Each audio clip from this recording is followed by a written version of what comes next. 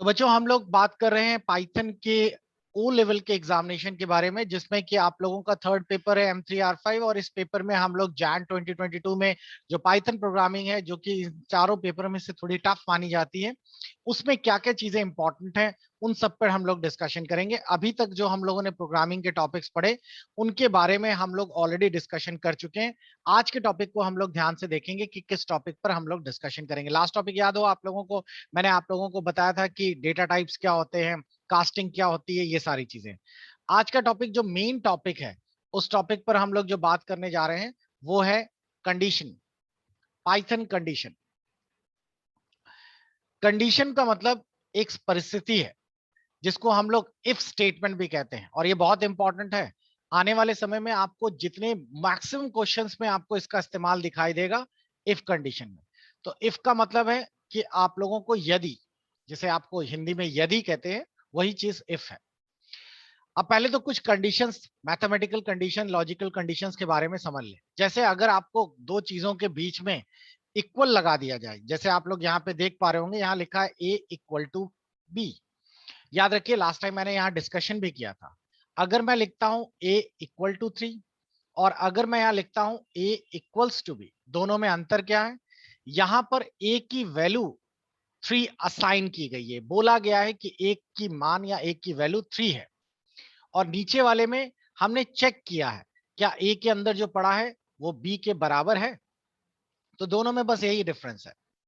आपको नीचे कंडीशन पे दिख रहा होगा नॉट इक्वल टू, जैसे हम लोग मैथमेटिक्स में नॉट इक्वल टू इस तरह लिखते हैं, पाइथन में आप नॉट इक्वल टू में एक्सक्लेमेशन का साइन और ये वाला साइन और इक्वल टू लगाएंगे, ये नॉट इक्वल टू कहलाता है। लेस देन इक्वल टू, आप लोग मैथ्स में लेस देन और ग्रेटर देन इक्वल टू इस तरह लिखते हैं, प्रोग्रामिंग में आप लोगों को ऐसे अलग से लिखना होगा, ग्रेटर देन और ग्रेटर देन इक्वल टू। तो ये सारी कंडीशनों का इस्तेमाल होगा हमारे पाइथन में इफ में। अब इफ की कंडीशन समझिए, बहुत ही आसान है। इफ की कंडीशन किस तरीके से हम लोग लेके चलते हैं, मैं आपको एक आइडियली शेल में ही दिखाता हूं। अब मान लेते हैं कि यहां पर हम लोगों ने लिखा a equal to 10, b equal to, यहां कोई वैल्यू डाल दी मैंने 200। ठीक है, a की वैल्यू 10 है और b की वैल्यू 200 है। अब मेरे को यहाँ पे एक कंडीशन लगानी है। मैं इसकी जगह पे आप लोगों को इस पे बनाइए फाइल, तो आपके लिए आसानी होगी, क्योंकि मल्टी लाइन्स है हमारी, सिंगल स्टेटमेंट नहीं है, कई स्टेटमेंट यूज करनी है, इसीलिए हम लोग मल्टी लाइन का इस्तेमाल कर लेते हैं। तो हमने यहाँ पे लिख दिया ये। अब देखिए मैंने यहाँ पे एक कंडीशन लगाई इफ, इस तरह लिखिएगा इफ, और यहाँ पे कंडीशन लगा दी greater than A, B is greater than A. लिखने का तरीका यही होता है, और इसके आगे लगाना होता है रेशियो, यानी कि यदि b की वैल्यू a से ज्यादा है, ये इसका मतलब हुआ। इसका मतलब समझ रहे हैं ना? यदि b की वैल्यू ग्रेटर देन a, अगर ये है तो क्या हो, उसके नीचे एंटर करिए, यहां पे लिख दीजिए प्रिंट और इन्वर्टेड कॉमा में लिख दीजिए b इज लार्जेस्ट। ठीक,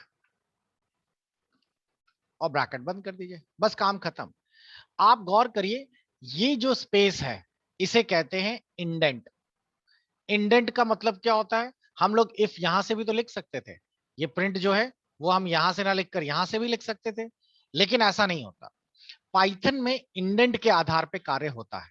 कहने का मतलब, अगर मैं यहां लिखता हूं if B is greater than A, तो इसके अंदर अगर एक स्पेस देकर मैं जो भी कंडीशन लिखूंगा, ये चीज तभी पढ़ी जाएगी जब ये कंडीशन सेटिस्फाई हो जाएगी। यानी कि ये जो पार्ट है ये इफ की बॉडी है।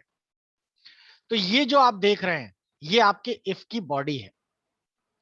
तो इंडेंट कभी भी लगाया जाता है। अब भाई सी प्रोग्रामिंग जिन्होंने पढ़ी होगी तो उन लोगों ने पढ़ा होगा कि अगर हम लोग यहाँ लिखते थे ए इज ग्रेटर देन, तो यहाँ करली ब्रेसेस लगा देते थे।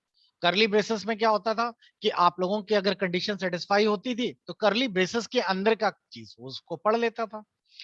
तो पाइथन में करली ब्रेसेस नहीं लगते, पाइथन में कोई ब्रैकेट्स नहीं लगते, तो पाइथन में ये स्पेस काम करता है। अब जैसे फॉर एग्जाम्पल, अगर मैंने इसकी जगह यहाँ पे एक और लिख दिया प्रिंट, यहाँ पे लिख दिया दिस इज डेमो, ठीक, और मैंने इसको यहां ना लिखकर यहां पे लिख दिया ऐसे, तो अब अगर आप गौर करिए तो ये इफ की बॉडी नहीं है। क्लियर? ये इफ की बॉडी नहीं है। चलिए मैं इसके बारे में और आगे बताता हूं। पहले मैं इस कंडीशन को दिखाता हूं, तो आप लोग खुद ही देखिए क्या ये कंडीशन सेटिस्फाई हो रही है। अगर हो रही है तो ये चीज पढ़ी जाएगी, और जाहिर है कि बी जो है वो ए से बड़ा है, कंडीशन सेटिस्फाई हो रही है।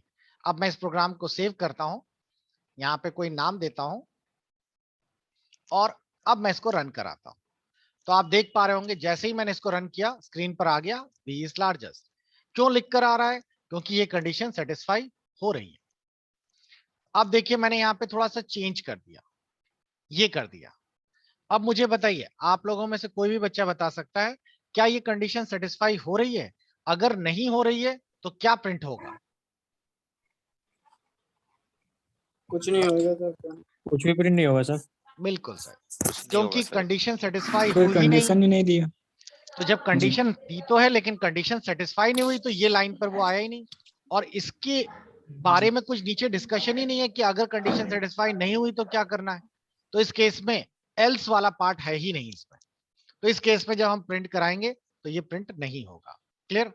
अब चलिए मेरे को बताइए, अगर मैंने ये चीज यहां पर लिख दी होती, क्लियर, और अब मैं इसको रन कराता, तो मुझे बताइए कि अब आउटपुट में क्या आता?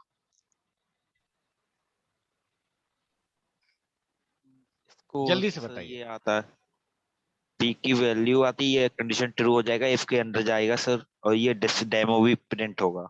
ये दोनों अगर स्टेटमेंट ये प्रिंट होंगी।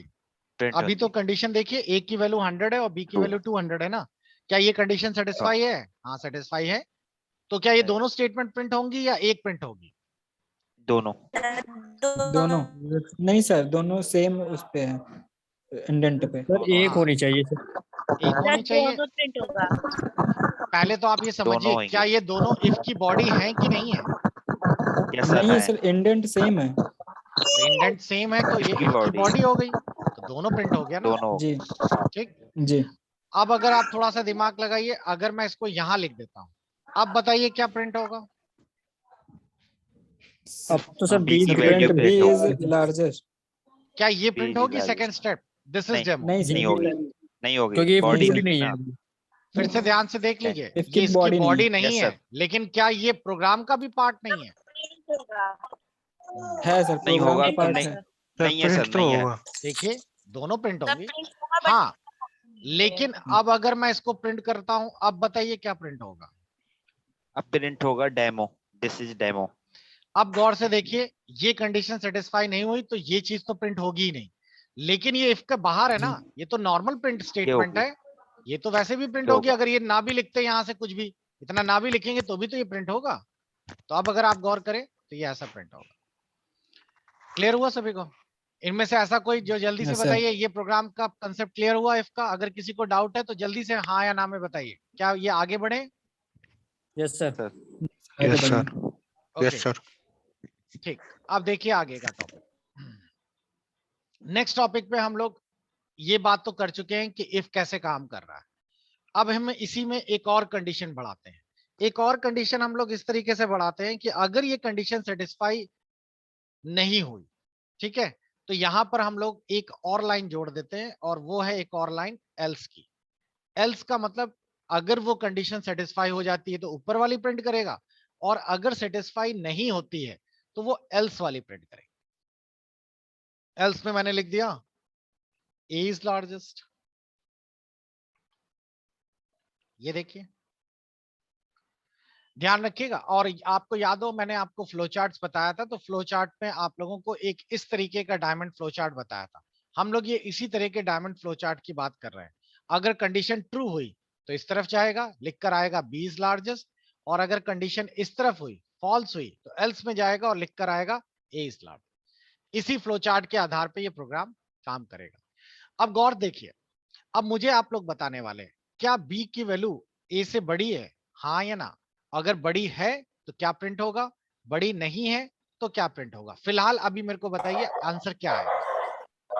इसका आंसर नीचे आएगा वाला प्रिंट लार्जेस्ट, नहीं। ए लार्जेस्ट, देखिए ध्यान ए इज से, largest. B is greater than A, condition satisfy नहीं हो रही है, नहीं होने नहीं का हुई, केस नीचे मतलब क्या वाला हो गया, एल्स, एल्स वाले पे आ गया। एल्स। ऑल अब ये प्रिंट करेगा। क्लियर हो गया सभी को? तो ये यस सर। सिंपल सा प्रोग्राम है। अब मैं इसको रन कराता हूं, और रन कराने में देखिए स्क्रीन पर आ गया आपका ए इज लार्जेस्ट। तो इस तरीके से हमारी इफ स्टेटमेंट काम कर रही है।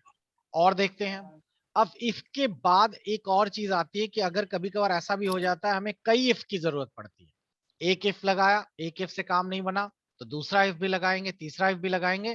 तो उस केस में हम लोग क्या करने वाले हैं, यहां पर एक इफ और ऐड करते हैं और उस एक इफ को और ऐड करने को कहते हैं एलिफ। एलिफ में मैंने यहां पे कंडीशन लगा दी बी बराबर ए, ठीक, और यहां लिख दिया प्रिंट बोथ आर सेम, ठीक। अब क्वेश्चन ध्यान से देखिए कैसे काम कर रहा है। अब इसको हम कहेंगे इफ एलिफ एल्स, यही तो है, पहले इफ आया है, फिर एलिफ आया है और फिर एल्स। एल्स हमेशा याद रखिएगा लास्ट में होगा, बचा हुआ सब एल्स में चला जाता है। तो आप गौर करिए, पहली कंडीशन चेक करेगा क्या ये कंडीशन सेटिस्फाई हो रही है, अगर हो रही है तो यही प्रिंट हो जाएगा, नहीं हो रही है तो वो सेकंड में शिफ्ट करेगा। सेकंड अगर कंडीशन सेटिस्फाई हो रही है तो फिर ये प्रिंट करेगा, अगर सेकंड भी नहीं हो रही है तो फिर वो एल्स में आ जाएगा, एल्स में जो भी कुछ बचा है वो सारा प्रिंट कर देगा। अब मेरे को आप लोग बताइए कि इस समय फिलहाल आपकी स्क्रीन पर क्या प्रिंट होगा। A is largest. A is largest. चलिए थर्ड बिल्कुल वाला largest. एल्स। तो आप लोगों अगर देखिए गौर से तो ए इज लार्जेस्ट बिकॉज पहली कंडीशन भी सेटिस्फाई नहीं है, दूसरी भी सेटिस्फाई नहीं है, तो रिमेनिंग आ गया। अगर मैं यहां पर ये कर देता तो जाहिर है अब पहली कंडीशन सेटिस्फाई सेकंड वाली। नहीं है, लेकिन Sec- सेकंड तो सेटिस्फाई हो गई Both ना। are same. तो Both आपके स्क्रीन same. पर बोथ आर ये सेम। कंडीशन सेटिस्फाई होने पर उसका ट्रू वैल्यू प्रिंट हो जाएगी जिसमें लिखा है both are same. Both are same. तो इफ कंडीशन मेरे ख्याल से आप लोगों को आसानी से क्लियर हो रही है। सभी को क्लियर हो रही है? अब ये तो आपको दोनों चीजें समझ आ गई कि हम लोग किस तरीके से यूज कर सकते हैं। आप इसको वन लाइन स्टेटमेंट पे भी लिख सकते हैं। वन लाइन स्टेटमेंट का मतलब है आप लोग इसको इस तरीके से भी लिख सकते थे, जैसे कि ये ना लिखते हुए अगर एक ही कंडीशन है तो आप ऐसे भी लिख सकते हैं, प्रिंट नीचे लिखने की जरूरत नहीं है, आप इस तरह भी लिखेंगे तो भी काम चल जाएगा। क्लियर हो गया? तो हमारा एक सिंपल सा कंसेप्ट क्लियर हो गया कि हमारे पास इफ कंडीशन का इस्तेमाल कैसे किया जाता है। अब इसी पर हम लोग लॉजिकल फॉर्मूलाज भी ऐड करते हैं। लॉजिकल कंडीशंस क्या होती हैं वो भी ध्यान से देख लीजिए। लॉजिकल कंडीशंस में हमारे पास सबसे पहली कंडीशंस जो आने वाली है उसका नाम है एंड। ये रही लॉजिकल में आपको पढ़ने को मिलेगा एंड। एंड का मतलब साथ में, और ये दोनों ही आपके लॉजिकल कंडीशंस का पार्ट है। एंड का मतलब समझिए क्या है, एंड कीवर्ड जो है वो लॉजिकल ऑपरेटर कहलाता है जिसपे दोनों कंडीशन के स्टेटमेंट्स को कंबाइन करके चेक किया जाता है। एग्जाम्पल के रूप में मैं आपको एक छोटा सा एग्जाम्पल लिख के दिखा रहा हूं और वो एग्जाम्पल ये है। अब एंड का मतलब पहले समझिए, इसको हिंदी में एंड का मतलब साथ में मान लीजिए। आपको मैं एक इस चीज को एंड ऑपरेटर को एक बूलियन से समझाने की कोशिश करता हूं। ये आपको बूलियन जो है ये आपको शुरुआती दौर पे आप लोगों ने अलजेब्रा, बूलियन अलजेब्रा या लॉजिक गेट में पढ़ा होगा, एंड गेट और गेट वैसा ही है। तो एंड गेट या एंड लॉजिक इस तरह से काम करता है, आपके पास एक कंडीशन एक ए है, एक बी है और ये आउटपुट है, ठीक है। मान के चलते हैं ए की जगह मैं लिख देता हूं कंडीशन 1 और यहां लिख देता हूं कंडीशन 2, ठीक। कंडीशन 1 ये है हमारी और कंडीशन 2 ये है। आपका आउटपुट कब निकलेगा पहले देखिए, अगर ये वाली कंडीशन भी सेटिस्फाई हो रही है और ये वाली भी सेटिस्फाई हो रही है तो आउटपुट आपका ट्रू है, ठीक। अगर एक सेटिस्फाई हो रही है, एक नहीं हो रही तो आउटपुट आपका फॉल्स है। आपका पहली सेटिस्फाई नहीं हो रही है, दूसरी हो रही है तो भी फॉल्स है, और दोनों सेटिस्फाई नहीं हो रही है तो फॉल्स है ही। तो आप लोगों का एंड लॉजिक इसी पर काम करता है। एंड का मतलब है साथ में, यानी दोनों कंडीशनें जब तक सही नहीं हो जाएंगी आपका आउटपुट ट्रू नहीं होगा। तो इस बिहाफ पर आपका एंड काम करता है। अब अगर आप लोग ऊपर वाली कंडीशंस को गौर करिए, यहां पर हमारे पास 3 वेरिएबल्स हैं, ए 200, बी 33 और सी आपका 500, ठीक है। अब अगर मैं आप लोगों को ये कंडीशंस दिखाऊं तो आप लोग मेरे को बताइए, लाइए इसमें हम लोग ये कंडीशंस के आधार पे बताते हैं। मेरे को बताइए इनमें से क्या चीज प्रिंट होने वाली, क्या दोनों कंडीशन सेटिस्फाई हो रही हैं? क्या ए की वैल्यू बी से ज्यादा है? क्या सी की वैल्यू ए से ज्यादा है? क्या ये दोनों कंडीशनें सही हैं? Yes, sir. Yes, sir. बिल्कुल सही, दोनों कंडीशनें सही दिखा रही हैं आपको। और मैं एक सही है और भी सर। लिख देता हूं, एल्स। ठीक है,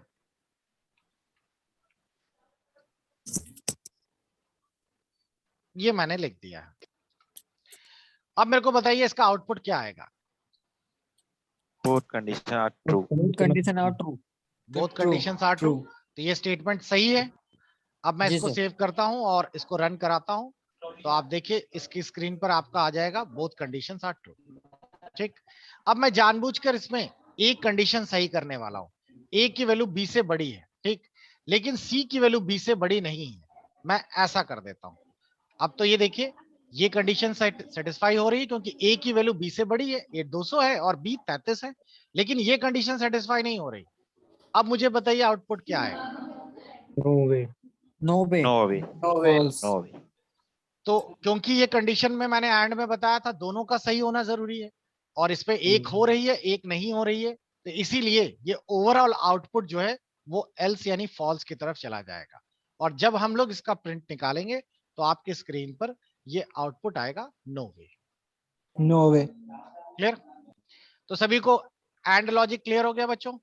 एंड वाला कंसेप्ट समझ आ गया? Yes, sir. Yes sir. Next हमारे पास जो कंसेप्ट Yes, है sir. या नेक्स्ट लॉजिक ऑपरेटर जो है उसका नाम है और। यहां पर हम थोड़ा सा बदलाव कर रहे हैं। अब मैं लगाने वाला हूं और के बारे में भी समझ लेते हैं क्या होता है।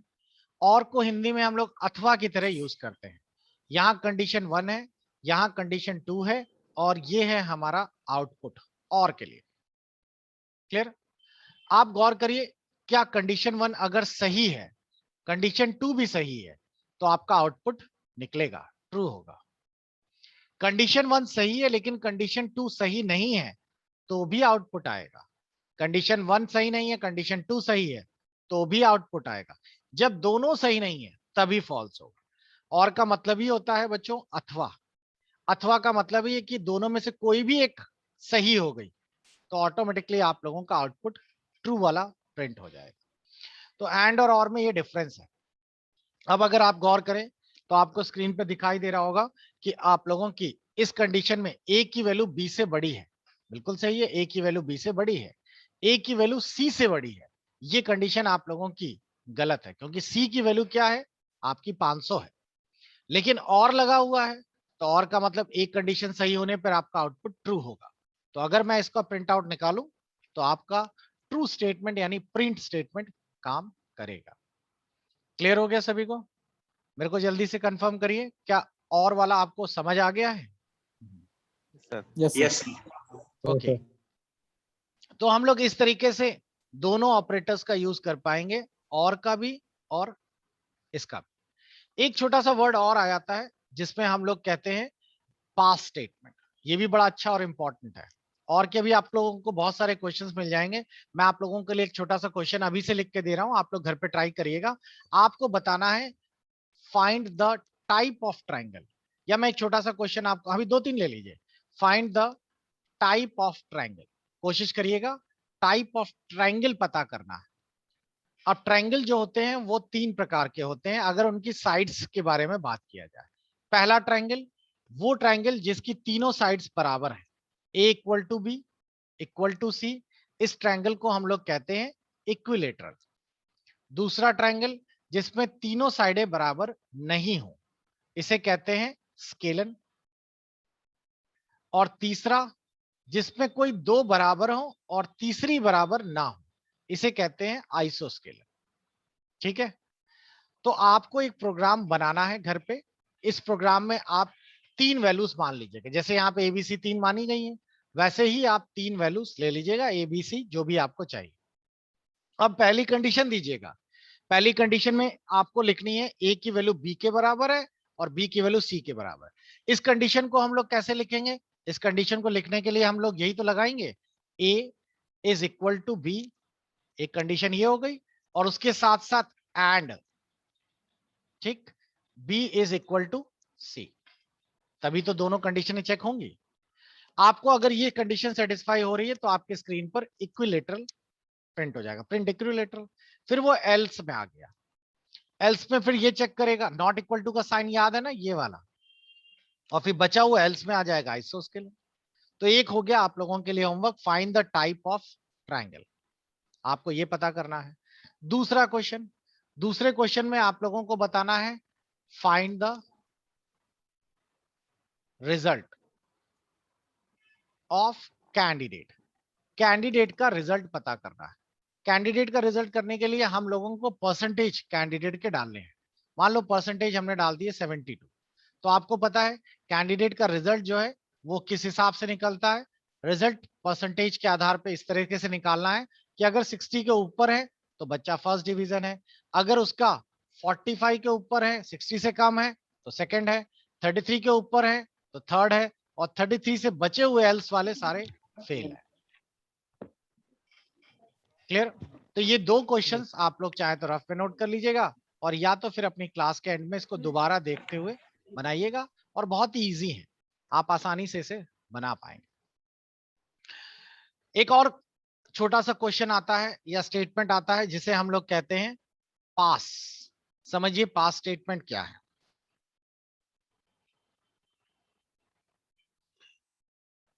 पास स्टेटमेंट का है, if statement cannot be empty but if you some reasons have an if statement with no content put in the past। इसका मतलब है कि अगर आप लोगों के पास कोई भी स्टेटमेंट नहीं है, जैसे a की वैल्यू 33 और b की वैल्यू 20, हमने यहाँ पे कंडीशन लिख दी और नीचे कुछ भी नहीं लिखा, ठीक है, मैं इस प्रोग्राम को करके दिखाता हूं, ये रहा। तो आप देखिए a की वैल्यू 33 और b की वैल्यू 200 और कंडीशन सेटिस्फाई है, नीचे उसकी बॉडी लिखनी चाहिए, मैंने नहीं लिखी। अब इस केस में हम प्रोग्राम रन कराएंगे तो प्रोग्राम में तुरंत एरर आ जाएगी। अब क्या किया जाए, इस प्रोग्राम को हमें प्रिंट भी करना है या प्रिंट नहीं भी करना, तो उस केस में आप लोग यहाँ पे लिख दीजिए पास। पास क्या करेगा, कुछ प्रिंट तो करेगा नहीं, एम्प्टी है, लेकिन एरर नहीं देगा। तो सभी को पास का मतलब समझ आ गया। तो पास स्टेटमेंट बेसिकली जब कभी आप कोई इफ कंडीशन में स्टेटमेंट लिखते हैं जिसमें कोई कंटेंट नहीं होता है तो आप पास का इस्तेमाल करते हैं अवॉइड एन एरर, एरर से बचने के लिए।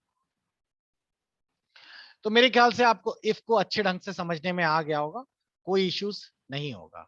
चलिए कुछ क्वेश्चंस ले लेते हैं। आप में से किसी बच्चे को कुछ क्वेश्चंस बचे हैं इस टॉपिक से जुड़े हुए इफ स्टेटमेंट से, तो आप जरूर अपने हाथ रेस करिए और पूछिए, कोई टॉपिक हो, कुछ पूछना चाह रहे हैं किसी के? ओके, उर्मी का सवाल है, हाँ बताइए उर्मी। सर हाँ एंड जी, का यूज हम लोग सिर्फ 2 कंडीशंस के लिए कर सकते हैं क्या? 3-4 कंडीशंस के लिए नहीं कर कर सकते सकते? हैं, कर सकते हैं, कर सकते हैं। आप मल्टीपल कंडीशंस के लिए एंड लगाकर जितने चाहे उतने के लिए कर सकते हैं। उसी तरह और के लिए भी आप लोग कर सकते हैं। और किसी का कोई क्वेश्चन? ओके, तो आई थिंक आपको इजीली समझ आ गया होगा। अब मैं आप लोगों को कुछ आगे की क्लासेस पहले से पढ़ने के लिए बोल रहा हूं ताकि आप लोग नेक्स्ट जब क्लास में आए तो आप लोगों के लिए आसानी हो जाए। सुशांत का भी कोई सवाल आ गया, सुशांत बताइए क्या सवाल है, स्पीकर ऑन कर लीजिएगा।